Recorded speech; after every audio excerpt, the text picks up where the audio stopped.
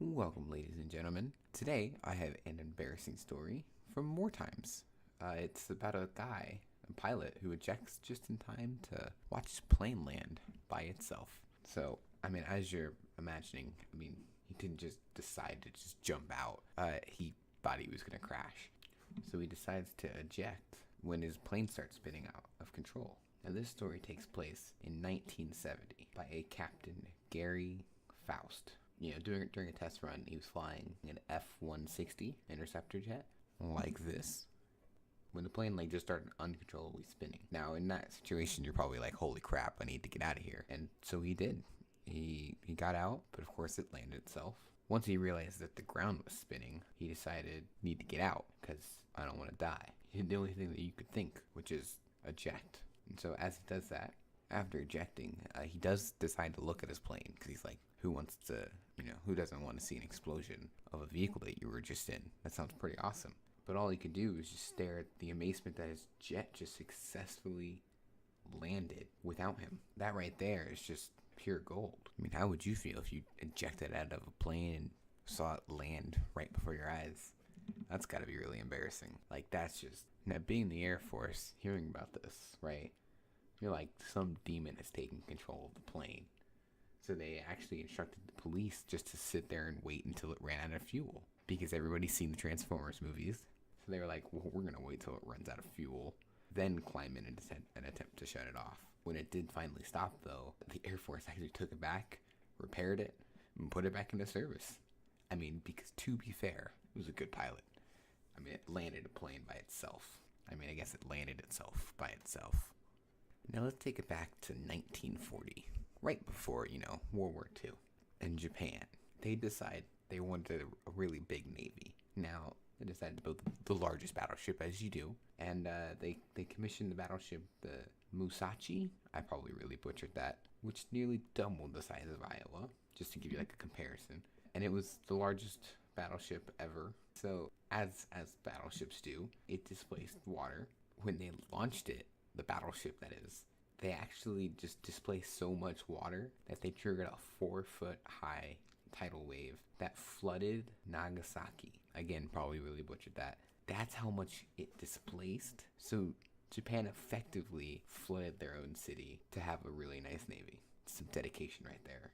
The Japanese really concentrated on outfitting that Mushami, again, probably butchered that, with every gun that existed. Its main cannon fired shells that were 18 inches across, which is huge, over a distance of 26 miles.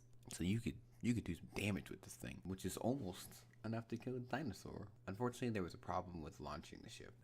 Apparently, so they pushed the beast into the water, and could only watch helplessly as a huge wave just crashed through the harbor, capsizing almost every other ship in its wake and flooding all of the houses along the riverbanks. I feel like the scientists were not happy. All those calculations just gone to waste. The Mushami's rampaging displacement arguably suggests a new Navy strategy that they could use. Now, when this happened, they did confuse the residents. Because, of course, you don't think, oh man, tidal wave's coming. These people were confined to their homes to protect against the secrecy of the ship. Launch became far more confusing once seawater burst through the doors. Just imagine being in there, you got told to stay in your house, right? And you're like, I don't know why the Navy's asking me to stay in my house, but I'm gonna stay in my house. And then just water is everywhere.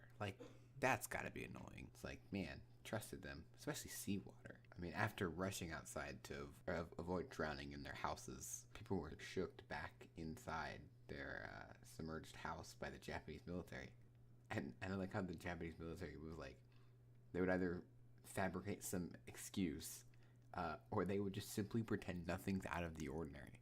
Oh, look at you. I like what you've done with the place. You've added some water. It makes it look a little bit nicer. To be fair, though, they probably couldn't, understand what was going on. How do you explain that? If you did, I'm sure they would be like, ha, you're just kidding. All right. Here in the third story, take it back to a man named Santa Anna. I probably really butchered that. It's a Mexican general who defeated several 400 Texan soldiers at the Battle of the Alamo. But what you probably haven't heard is a few months after the Alamo, Santa Anna parked his army directly next to Sam Houston's much smaller American force by the San Jacinto River. I probably butchered that as well. And ordered everyone to take a nap for some odd apparent reason.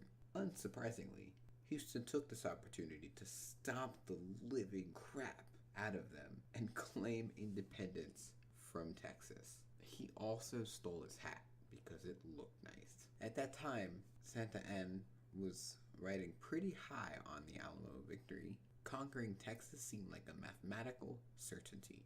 The soldiers under his command outnumbered Houston's by more than double, so he felt pretty comfortable telling everyone to take 5 while he stood on the banks of the San Jacinto and napped. He didn't even bother to post up sentries to keep watch because, they probably were tired too. It only took him 18 minutes to just crush their army like they were destroyed. And of course, Santa Anna himself was taken as prisoner after he attempted to disguise himself as a commoner and failed because he neglected to remove his jeweled cuffs because he was greedy. Despite desperately wanting to tiger knee the general for the slaughter of his compatriots at the Alamo, Houston bartered for the independence of Texas instead and sent Santa Anna back to Mexico. There you have it. 3 epic tales of stupidity. Can't beat that. Alright, well that's gonna wrap up the video. So tune in next time for the next video. And stay smart, don't sleep on the job, and build smaller boats. Bye guys.